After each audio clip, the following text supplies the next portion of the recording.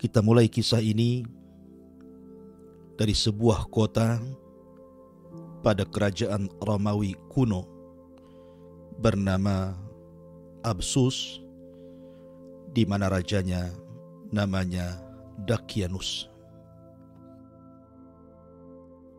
Kisah Ashabul Kahfi terjadi di dua periode kekuasaan. Kekuasaan yang pertama adalah kekuasaan yang para manusianya mereka menyembah berhala dan bintang-bintang serta matahari. Dan kekuasaan periode kedua, pemerintah yang bertauhid kepada Allah Subhanahu wa ta'ala. Maka kisah Ashabul Kahfi terjadi di dua kurun kekuasaan. Ma'asyiral muslimin yang dimuliakan Allah Subhanahu wa ta'ala. Adapun waktunya, sebagian ahli tafsir mengatakan bahwa kisah Ashabul Kahfi ini terjadi setelah wafatnya Nabi Musa alaihi salatu wassalam dan sebelum lahirnya Isa bin Maryam, nabi terakhir dari nabi-nabi Bani Israel. Artinya Ashabul Kahfi ini masih menganut agama Yahudi dan berpegang kepada Taurat.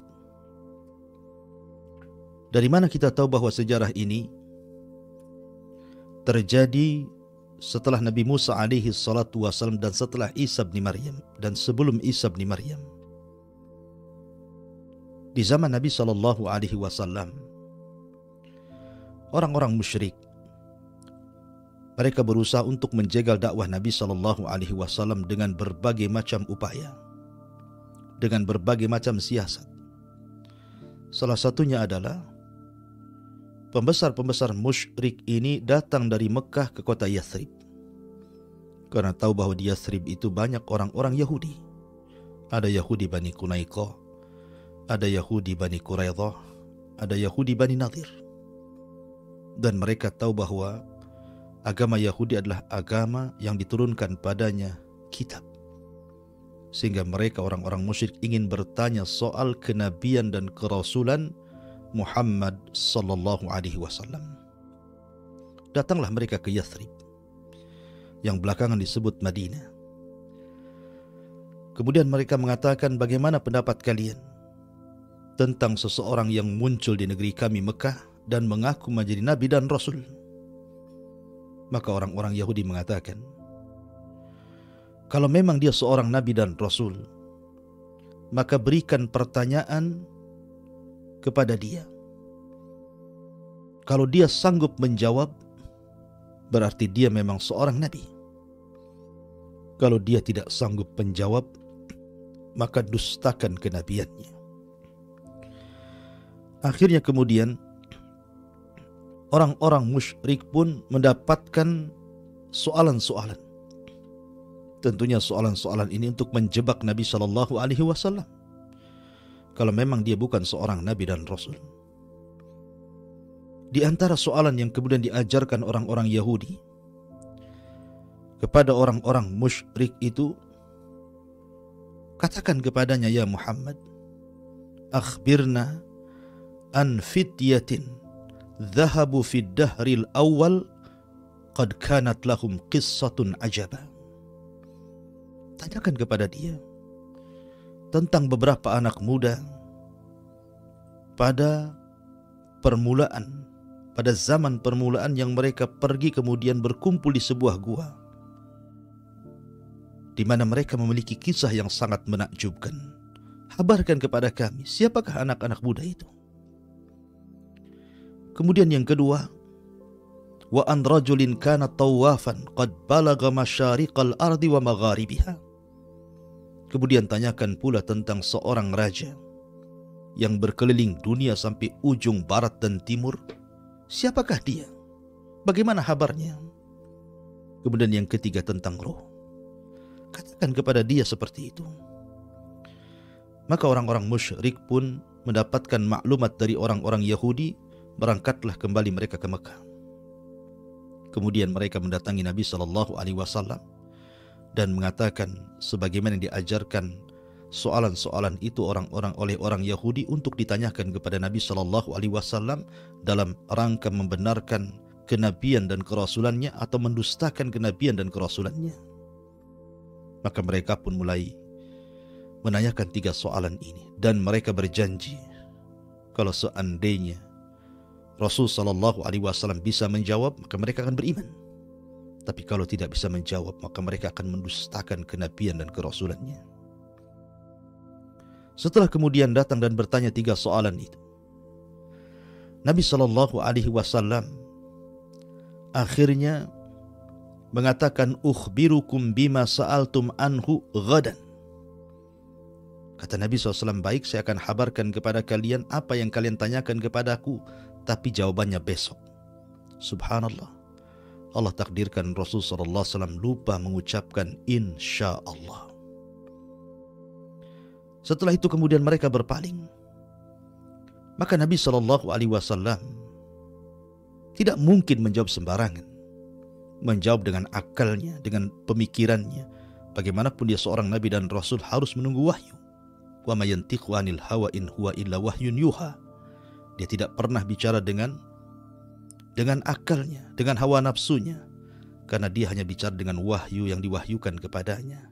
Walau taqawwala 'alaina ba'dal aqawil la akhadna minhu bil yamin thumma laqata'na minhu al watin. Kalau engkau wahai Muhammad berbicara sekehendakmu, berdusta atas nama Allah Subhanahu wa taala, kami akan tarik tangan kananmu, kami akan potong urat nadimu. Itulah ancaman Allah kepada Nabi sallallahu alaihi wasallam. Maka Nabi SAW tetap menunggu Jibril sebagai jawabannya. Allah takdirkan 1 hari Jibril tidak datang, 2 hari, 3 hari, sampai berlanjut kepada 15 hari. Jibril tidak kunjung turun untuk memberikan jawabannya sebagai wahyu. Maka penduduk Mekah pun heboh. Mereka mengata-ngatakan dengan sesuatu yang tidak layak dikatakan kepada Nabi Sallallahu Alaihi Wasallam. Sampai-sampai mereka mengatakan, wa'adana Muhammadun ghadan wal yawma 15 lailatan. Katanya Muhammad menjanjikan besok jawabannya, sekarang sudah sampai 15 hari, 15 malam. Qad asbahna minha la yukhbiruna bi syai'in mimma sa'alnahu anhu. Tapi tidak ada kunjung jawaban dari beliau. Jangan-jangan dia adalah seorang nabi palsu ataupun seorang rasul palsu. Mendengar desas-desus orang-orang mengatakan sesuatu yang tidak layak dikatakan kepada seorang nabinya, ahzana Rasul sallallahu alaihi wasallam. Mereka membuat sedih Nabi sallallahu alaihi wasallam, dan sesaklah dada Nabi sallallahu alaihi wasallam karena tidak kunjung ada jawabannya. Sampai pada waktunya ketika Nabi SAW sudah mulai sedih, sesak dadanya, apa yang dibicarakan oleh penduduk Mekah. Dari sinilah kemudian Jibril turun, kemudian menurunkan surah Al-Kahfi yang menceritakan tentang Ashabul Kahfi. Yang dimaksud anak-anak muda pada zaman yang awal-awal dulu yang kemudian bersembunyi di gua karena kezaliman rajanya. Maka mereka adalah Ashabul Kahfi. Kemudian diceritakan secara global dalam suratul Kahfi, dan ini pula yang menjadikan sebab nuzulnya surah Al-Kahfi. Dari sini kita tahu ketika orang-orang musyrik datang kepada orang Yahudi, berarti zaman peristiwa Ashabul Kahfi itu di zaman agama Yahudi setelah wafatnya Musa, sebelum Isa. Sebab kalau seandainya peristiwa ini terjadi setelah wafatnya Isa bin Maryam, tentu orang-orang Yahudi tidak punya maklumat tentang Ashabul Kahfi. Mereka tidak punya pengetahuan. Ketika mereka memiliki pengetahuan soal itu, maka para ulama beristimbat bahwa kejadiannya setelah Isa bin Maryam, setelah Musa alaihi salatu wassalam, dan sebelum Isa bin Maryam. Ma'asyiral muslimin yang dimuliakan Allah Subhanahu wa taala, maka Allah Subhanahu wa taala katakan, fala'allaka bakhi'un nafsaka ala atharihim illam yu'minu bihadzal hadithi asafa. Maka barangkali engkau wahai Muhammad akan mencelakakan dirimu karena bersedih hati setelah mereka berpaling sekiranya mereka tidak beriman kepada keterangan ini, maksudnya Al-Quran. Jadi ketika lama Jibril turun, tidak memberikan jawaban, tidak kunjung datang untuk memberikan jawaban, Nabi pun sesak. Nabi khawatir kalau seandainya mereka orang-orang musyrik itu semakin jauh dari Al-Quran, mendustakan Al-Quran, mendustakan kenabian dan kerasulannya. Tetapi Allah subhanahu wa ta'ala akhirnya mengutus Jibril untuk memberikan jawabannya. Tetapi walaupun demikian, janji orang-orang musyrik itu tidak terbukti karena mereka juga tidak kunjung beriman kepada Allah dan Rasulnya. Ma'asyiral muslimin yang dimuliakan Allah subhanahu wa ta'ala, Allah subhanahu wa ta'ala berfirman, Am hasibta anna ashabal kahfi warraqim kanu min ayatina ajaba. Apakah engkau mengira bahwa orang-orang yang mendiami gua itu dan yang mempunyai raqim termasuk tanda-tanda kebesaran kami yang sangat menakjubkan? Subhanallah. Ketika Ashabul Kahfi sekali lagi berada di sebuah kota yang namanya Absus. Sebagian ahli tafsir mengatakan namanya lain, tapi itu yang masyhur dengan rajanya Dakianus ketika itu. Raja Dakianus ini pada era pemerintahan Romawi kuno dulu adalah seorang penyembah berhala, dan sebagian kaumnya menyembah matahari. Raja yang sangat diktator, memaksakan rakyatnya untuk mengagungkan berhalanya, memaksakan rakyatnya untuk melakukan kesyirikan. Maka siapapun yang tidak tunduk patuh akan perintahnya maka akan ditangkap kemudian dibunuh. Maka masyarakatnya sangat fanatik dengan berhala.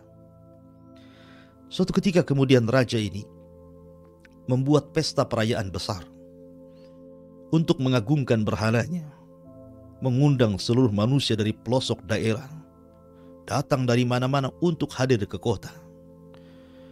Dan itu merupakan sebuah keharusan, undang-undang raja. Akhirnya datanglah manusia-manusia dari berbagai macam penjuru dan pelosok berkumpul di kota. Ma'asyiral muslimin yang dimuliakan Allah Azza wa Jalla, maka dimulailah perayaan menyembah berhala kala itu. Lah, dari peristiwa ini ada orang-orang yang kemudian tidak setuju dengan perayaan itu, dan mereka adalah anak-anak muluk, abnaul muluk, anak-anak muda, putra-putra dari para pembesar-pembesar kerajaan. Mungkin kalau semacam sekarang anak gubernur, anak menteri, anak pejabat. Ada yang masih hati mereka itu hanif, tidak suka dengan kesyirikan, mentauhidkan Allah subhanahu wa ta'ala, mengingkari perbuatan itu. Akan tapi karena mereka wajib hadir, kalau tidak mereka akan ditangkap dan dipenjara, maka semua harus hadir.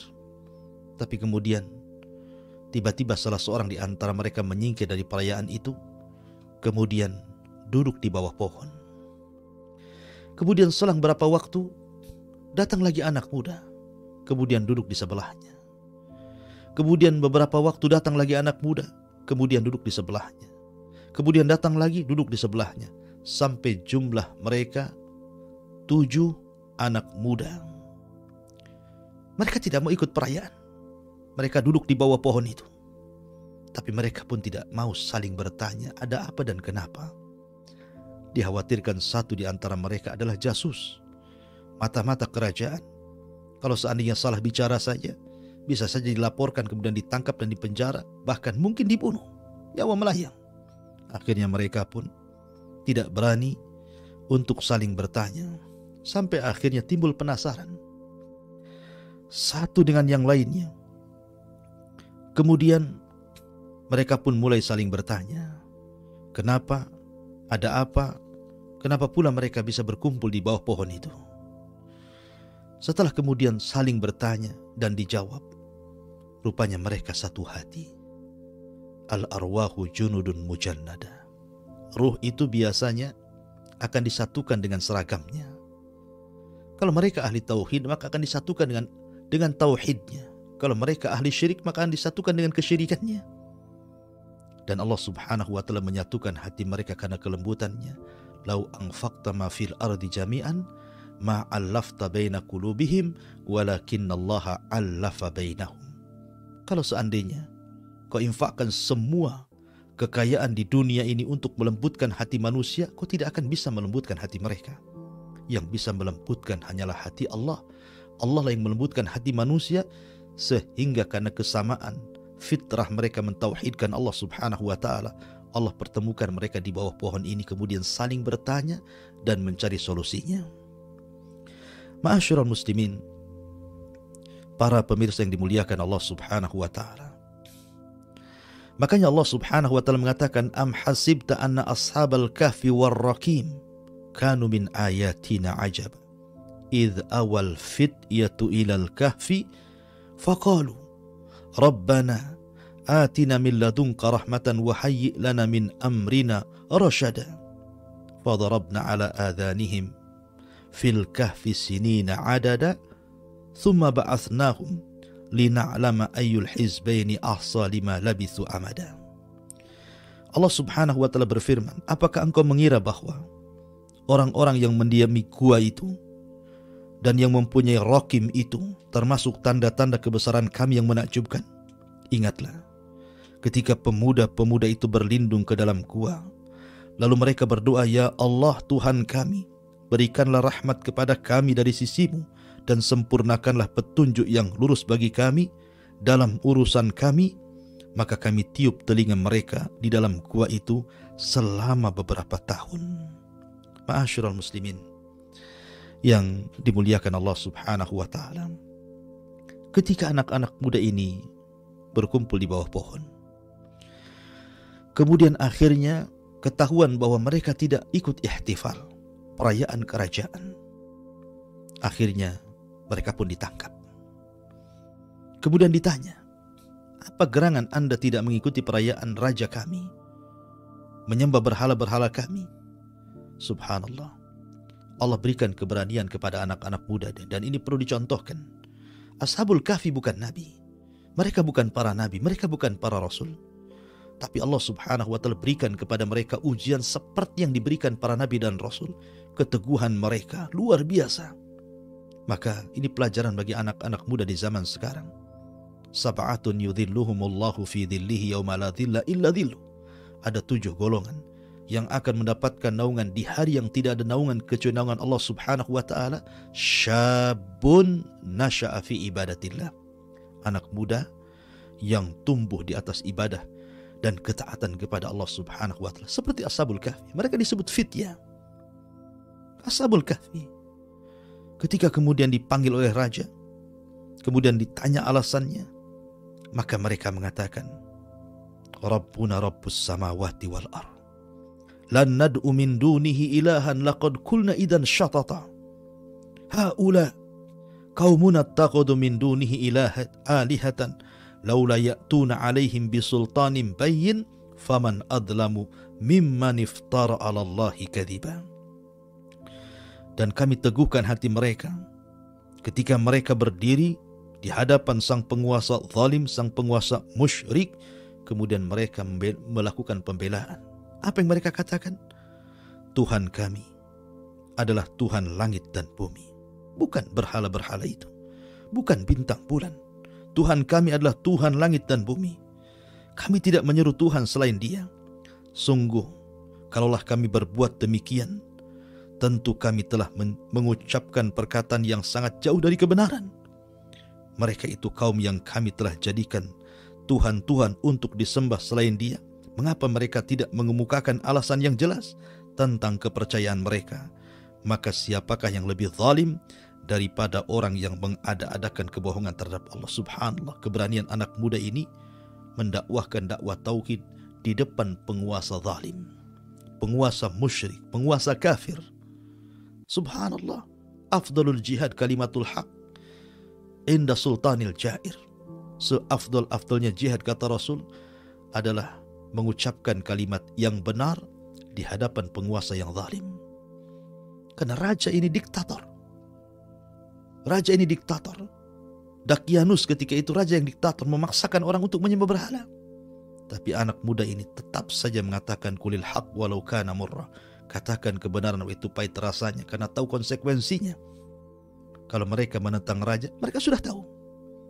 Tapi subhanallah, Allah takdirkan raja ini tidak langsung membunuh anak-anak muda yang menyelisih agama rajanya ini.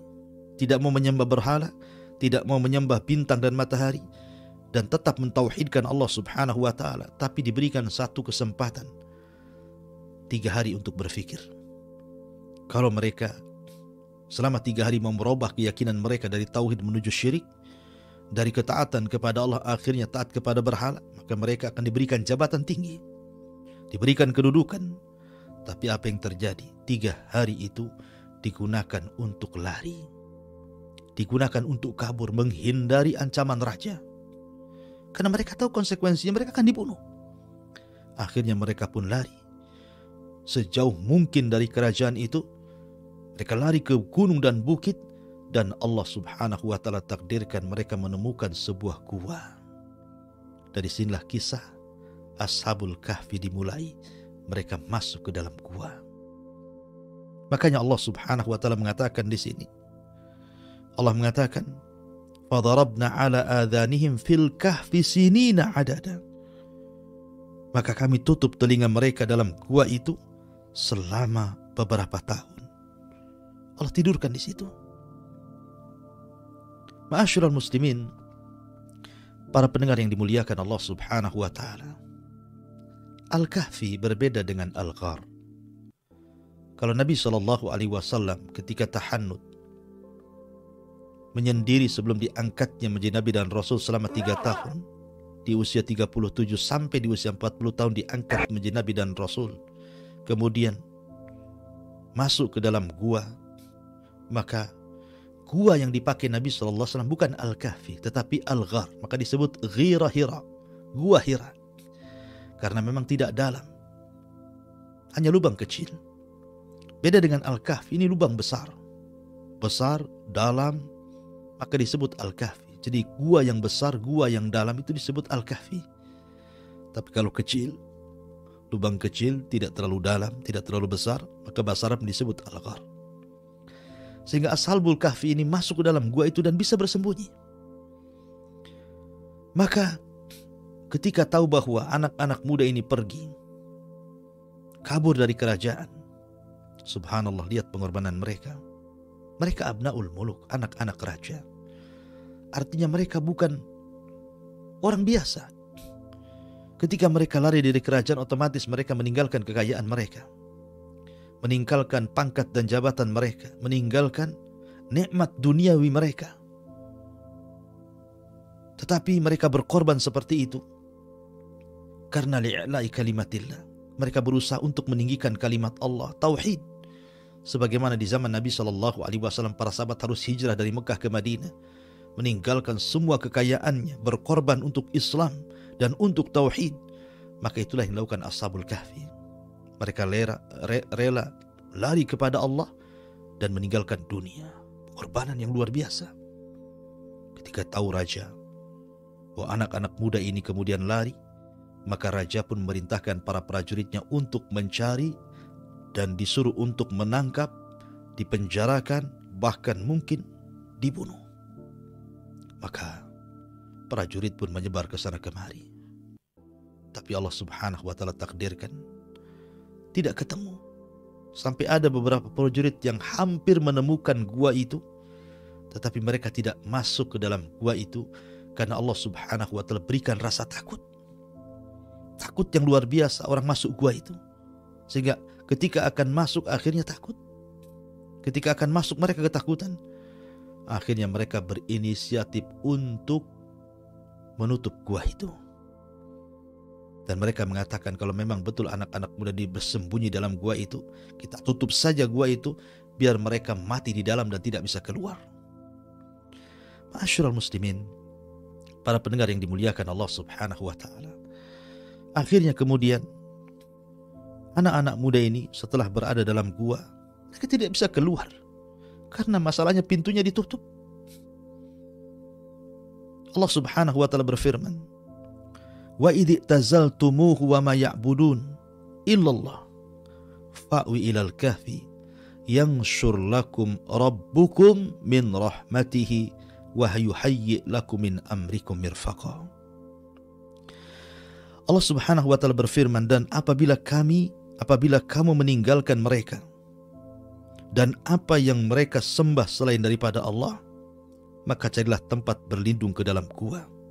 Allah bimbing kemana harus lari mereka. Carilah gua, kata Allah. Maka carilah tempat berlindung ke dalam gua itu. Niscaya Tuhanmu akan melimpahkan sebagian rahmatnya kepadamu dan menyediakan segala sesuatu yang berguna bagimu di dalam urusanmu. Ma'asyiral muslimin yang dimuliakan Allah Azza wa Jalla. Tetapi Allah Subhanahu wa ta'ala melindungi mereka. Karena ini terjadi karena kehendak Allah juga. Allah Subhanahu wa ta'ala ingin membuktikan bahwa ashabut tauhid, para penyeru tauhid, mereka akan menang dan akan bisa mengalahkan kebatilan. Maka Allah Subhanahu wa ta'ala jadikan kisah Ashabul Kahfi ini akan menjadi sebuah kisah yang akan merubah dunia kala itu. Dan akan diceritakan bagaimana pengorbanan mereka, bagaimana jihad mereka melawan kebatilan. Ma'asyiral muslimin yang dimuliakan Allah Azza wa Jalla. Makanya sebagai bukti Allah Subhanahu wa ta'ala kirimkan Raqim. Yang tadi saya katakan di awal, Raqim itu artinya, ada yang mengatakan itu nama lembahnya, ada yang mengatakan Raqim itu nama kotanya, ada yang mengatakan Raqim itu nama anjingnya, ada yang mengatakan Raqim itu nama guanya. Tapi yang rajih wallahu alam, Raqim itu artinya papan yang terbuat dari emas yang Allah kirimkan, kemudian terpampang di pintu gua, kemudian di situ terpampang nama 7 orang yang terdapat dalam gua itu. Itulah Raqim yang Allah Subhanahu wa ta'ala firmankan tadi di awal. Am hasibta anna ashabal kahfi war Raqim kanu min ayatina ajaba. Apakah engkau mengira bahwa orang-orang yang mendiami gua itu dan yang mempunyai Raqim termasuk tanda-tanda kebesaran kami yang menakjubkan? Raqim itu terpampang di pintu gua. Ma'asyiral muslimin, para pendengar yang dimuliakan Allah Azza wa Jalla. Maka Allah Subhanahu wa ta'ala tidurkan mereka dalam gua itu. Dan pintu gua itu tidak semua tertutup, tapi ada cahaya matahari yang masuk. Dan itu bentuk perlindungan Allah Subhanahu wa ta'ala. Karena Allah yang berkehendak. Apa kata Allah? Wa tara syamsa idza tala'at tazawuru an kahfihim dzatal yamin wa idza gharabat taqriduhum dzatal shimal wa hum fi fajwatin minhu dzalika min ayatillah man yahdihillahu fahuwal muhtad wa man yudlil falan tajida lahu waliyyan mursyida. Perlindungan yang pertama, Allah Subhanahu wa ta'ala berfirman, dan engkau akan melihat matahari ketika terbit condong dari gua mereka ke sebelah kanan. Dan apabila matahari itu terbenam, menjauhi mereka ke sebelah kiri, sedangkan mereka berada dalam tempat yang luas dalam gua itu, itulah sebagian dari tanda-tanda kebesaran Allah. Barang siapa diberikan petunjuk Allah, maka dia akan mendapatkan petunjuk.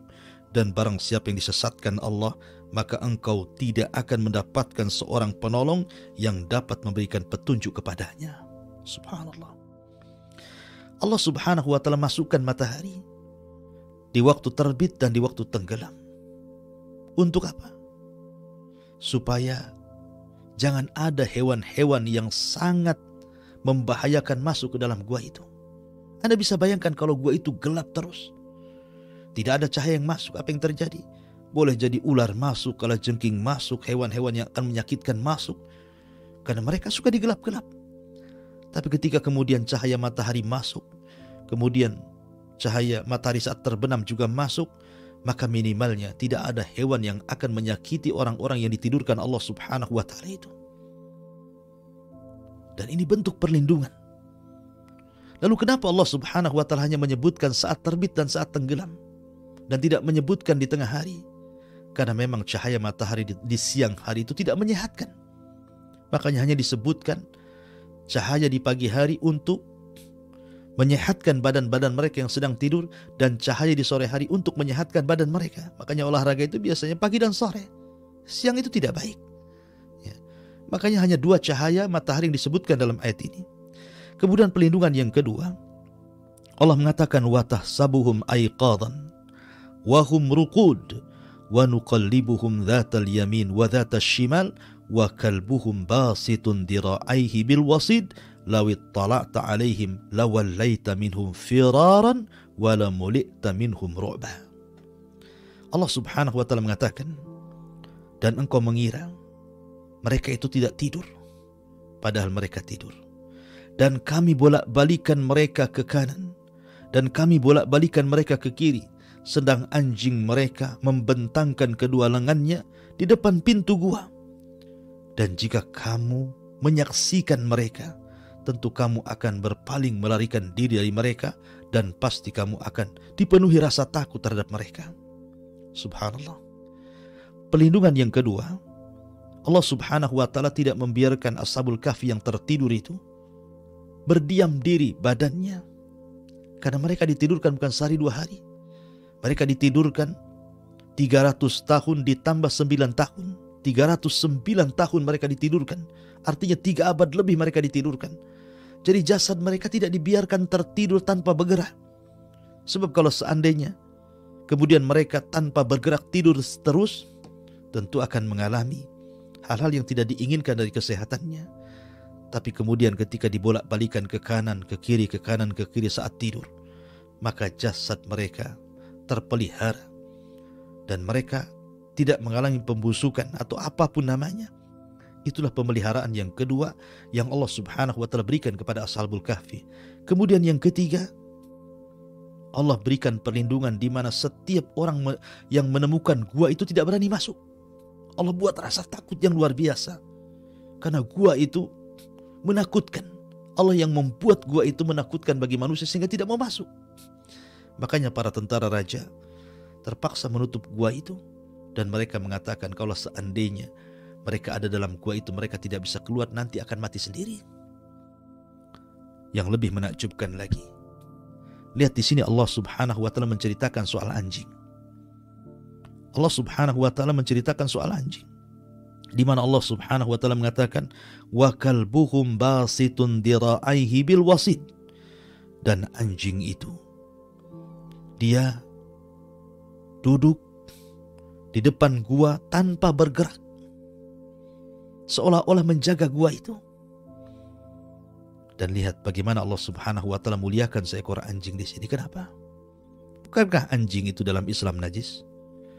Orang yang memeliharanya tidak akan masuk malaikat rahmat. Orang yang memeliharanya setiap hari pahalanya 2 qirot dikurangi. 2 qirot itu, 1 qirot itu sebesar gunung Uhud. Berarti setiap hari orang yang melihara anjing itu 2 gunung Uhud pahalanya dikurangi. Dan dia binatang najis. Kalau seandainya kena jilatannya saja, dalam Islam disuruh dicuci 7 kali plus dengan tanah. Tetapi kenapa kemudian anjingnya Ashabul Kahfi ini sangat dimuliakan, sehingga setiap Jumat kita baca ayat ini dan selalu menyebut kata anjing di sini. Wa kalbuhum basitun dira'aihi bil wasid. Dan anjingnya senantiasa duduk dengan tangannya di depan gua. Itu kita sering baca setiap Jumat, karena bagaimanapun surah Al-Kahfi ini disunnahkan untuk dibaca setiap Jumat. Kenapa anjing ini kemudian selalu tersebut-sebut dalam surah Al-Kahfi dan memiliki kemuliaan? Tidak lain dan bukan, kata para ulama, anjingnya Ashabul Kahfi memiliki kemuliaan karena dia berteman dengan orang-orang yang akhyar, orang-orang yang baik. Maka kalau anjing berteman dengan orang-orang yang baik, orang-orang yang saleh, anak-anak muda yang taat, anjing itu menjadi mulia. Bagaimana mungkin manusia tidak lebih mulia dibandingkan anjing? Tentu manusia lebih mulia lagi. Makanya dalam Islam, kenapa kemudian Nabi SAW berbicara soal pentingnya mencari pertemanan yang baik? Kata Nabi SAW, Al-mar'u ala dini khalili. Manusia itu tergantung agama kawannya, maka lihat siapa kawannya. Maka Nabi SAW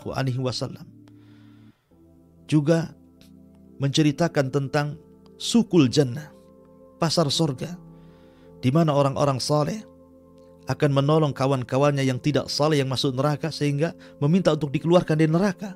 Dari sini Hasan Al-Basri mengatakan, istaghfiru min sahibikumus salih fa innahu yanfa'ukum yaumal qiyamah. Perbanyak teman-teman yang baik karena itu bermanfaat sampai kiamat. Kalau anjing saja mulia karena berkawan dengan orang baik, bagaimana mungkin manusia tidak lebih mulia dibandingkan anjing?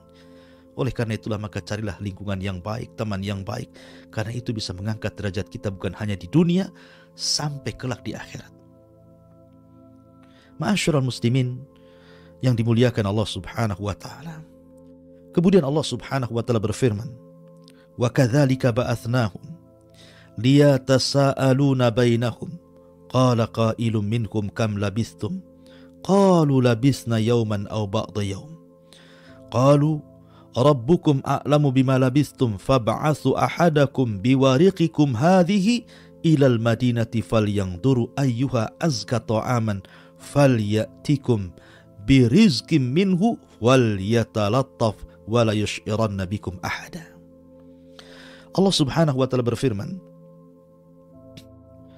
dan demikianlah kami bangunkan mereka agar di antara mereka saling bertanya. Salah seorang di antara mereka berkata, "Sudah berapa lama kamu berada di sini?" Mereka menjawab, "Kami berada di sini sehari atau mungkin setengah hari." Berkata yang lainnya, "Tuhanmu lebih mengetahui berapa lama kamu tinggal di sini. Maka suruhlah salah seorang di antara kamu pergi ke kota dengan membawa uang perakmu, dan hendaklah dia lihat manakah makanan yang lebih baik, dan bawalah sebagian makanan itu untukmu, dan hendaklah dia berlaku lemah lembut, dan jangan sekali-kali menceritakan halmu kepada siapapun di luar sana." Ma'asyiral muslimin yang dimuliakan Allah Azza wa Jalla. Setelah kemudian Ashabul Kahfi ini ditidurkan sekian lama, dan Al-Quran menyebutnya 309 tahun, 3 abad lebih mereka ditidurkan. Tiba-tiba kemudian Allah Subhanahu wa ta'ala takdirkan ada seorang penggembala kambing. Penggembala kambing ini melihat cuaca yang kurang baik di luar gua itu.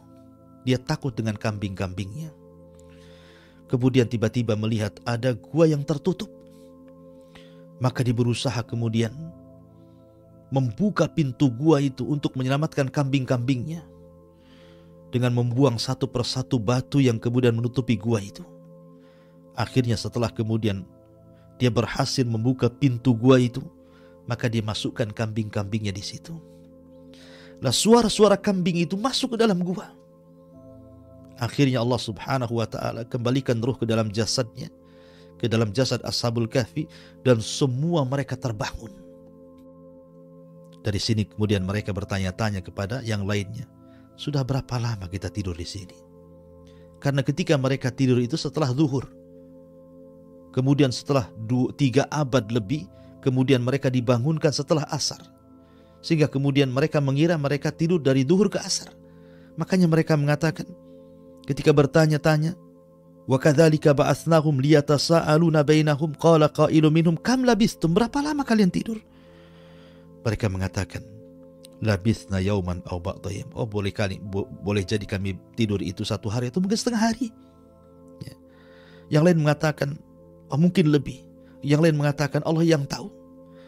Akhirnya kemudian mereka menyarankan, bagaimana kalau seandainya salah seorang di antara kita keluar membeli makan, kita sudah lapar ini. Ya. Rupanya kemudian ketika salah seorang mereka diutus untuk keluar, berjumpalah dengan seorang penggembala kambing ini. Kemudian diantar ke kota. Tiba-tiba kemudian ketika hendak membeli makan, yang menjual makanan itu tidak kenal mata uang yang dibawa itu. Mata uangnya tidak kenal. Ini mata uang kapan? Karena masalahnya sudah 300 tahun, artinya sudah 3 abad lebih. Tentu sudah berbeda mata uang masalahnya. Bingung. Tapi kemudian akhirnya punya kecurigaan. Dibawalah anak muda ini kepada sang raja, yang ketika itu kebetulan rajanya sudah berubah. Kerajaannya sudah berubah. Agamanya sudah berubah. Yang tadinya mereka menyekutukan Allah dengan menyembah berhala dan matahari, sekarang rajanya betul-betul menyembah Allah, mentauhidkan Allah, taat kepada Allah. Kemudian ketika mendapatkan cerita dari utusan Ashabul Kahfi ini, raja pun senang. Raja pun senang. Dan kaumnya ketika itu ada yang tidak percaya dengan hari kebangkitan. Maka ingin membuktikan kalau di dunia saja, lihat Ashabul Kahfi bisa ditidurkan 3 abad lebih kemudian dibangunkan. Maka lebih mudah lagi Allah subhanahu wa ta'ala membangkitkan manusia di hari nanti ketika manusia setelah diwafatkan. Ada kehidupan setelah kematian. Maka raja pun kemudian mengantar anak muda itu untuk menjemput kawan-kawannya yang ada di gua. Akhirnya kemudian ketika mereka sudah berjumpa, saling cerita dengan raja, maka raja pun sangat memuliakan. Sangat memuliakan karena tahu anak-anak muda ini bukan anak-anak muda biasa. Dan bukan hidup di zaman mereka. Mereka sudah hidup di zaman dulu. Tapi Allah subhanahu wa ta'ala kuasakan mereka tidak menua. Sama sekali tidak menua. Sebagaimana ketika mereka tertidur, maka ketika mereka bangun seperti itulah jasad mereka. Tidak dituakan Allah subhanahu wa ta'ala. Dan ini mukjizat, ini keanehan, karamah bagi para wali. Ma'asyiral muslimin yang dimuliakan Allah subhanahu wa ta'ala. Maka setelah kemudian mereka pun dimuliakan oleh raja, maka Allah subhanahu wa ta'ala menyebutkan kisahnya kembali. Sayaquluna thalathatun rabi'uhum kalbuhum wa yaquluna khamsatun sadisuhum kalbuhum rajman bil ghaibi wa yaqulun sab'atun wa thaminuhum kalbuhum qur rabbi a'lamu bi'iddatihim ma ya'lamuhum illa qalil fala tumari fihim illa mira'an zahiran wala tastafti fihim minhum ahada. Nanti ada orang yang akan mengatakan jumlah mereka 3 orang dan yang keempatnya adalah seekor anjing. Atau yang lain mengatakan jumlah mereka 5 orang dan yang keenamnya adalah seorang anjing. Dan mereka hanya berkata menerka-nerka soal yang gaib. Dan yang lain juga mengatakan bahwa jumlah mereka 7 dan yang kedelapannya adalah anjingnya.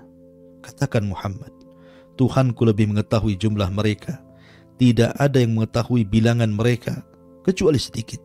Karena itu janganlah engkau, hai Muhammad, berbantah tentang hal mereka kecuali perbantahan lahir saja. Dan janganlah engkau menyatakan tentang mereka pemuda-pemuda itu kepada siapapun. Artinya memang jumlah mereka itu diperselisihkan. Tapi yang 2 dikatakan rajman bil ghaib. Maksudnya 4 ataupun 5. Tapi pendapat yang kuat wallahu a'lam bahwa jumlah mereka adalah 7 orang dan yang kedelapannya adalah seekor anjing. Inilah kisah Ashabul Kahfi yang dicantumkan di dalam suratul Kahfi. Ma'asyiral muslimin, para pendengar yang dimuliakan Allah subhanahu wa ta'ala. Maka banyak pelajaran yang bisa kita petik dari kisah Ashabul Kahfi ini. Bagaimana tidak? Pelajaran yang menarik bagi anak-anak muda. Ashabul Kahfi mereka anak-anak muda. Oleh karena itu saya nasihati dari media Kiswa ini kepada anak-anak muda dimanapun kalian berada. Jadikan waktu kalian adalah waktu yang bermanfaat. Waktu pengorbanan untuk Islam dan kaum muslimin. Waktu untuk mendakwahkan tauhid dan pengesaan kepada Allah subhanahu wa ta'ala. Karena bagaimanapun masa muda akan ditanya Allah subhanahu wa ta'ala, wa an syababihi fima abla, dan waktu mudamu kemana kau habiskan. Ashabul Kahfi adalah bagian daripada kisah yang tercantum dalam suratul Kahfi. Dan suratul Kahfi sendiri sangat dianjurkan dibaca pada setiap hari Jumat. Kenapa? Karena salah satu menghindarkan kita dari fitnah yang sangat besar. Khurujud Dajjal, keluarnya Dajjal. Salah satu menghadapinya adalah dengan cara membaca suratul Kahfi setiap hari Jumat. Pertanyaannya, kenapa tidak surah yang lain saja? Kenapa tidak surat Yusuf? Kenapa tidak surah Al-Ma'idah? Kenapa tidak surah Al-Baqarah? Atau surah-surat yang lainnya? Kenapa pula surah Al-Kahfi yang dianjurkan dibaca setiap hari Jumat untuk menghindari dari fitnah Dajjal? Kata para ulama, karena Dajjal itu akan keluar membawa 4 fitnah yang sangat besar. Pertama, fitnatul mal. Dajjal akan bawa fitnah harta. Apabila Dajjal katakan kepada bumi, keluarlah pembendaharaan kalian, maka akan keluar emasnya, peraknya, jamrudnya, macam-macam untuk memfitnah manusia. Dan harta adalah fitnah. Innama amwalukum wa auladukum fitnah. Harta adalah fitnah. Kemudian yang kedua, fitnatul ilmi. Fitnah ilmu. Karena nanti yang akan menghadapi Dajjal ada anak muda yang berani memiliki ilmu melawan Dajjal sampai dibelah jadi dua. Tapi akhirnya kemudian dia tidak bisa dibunuh Dajjal, akhirnya dilempar ke dalam api.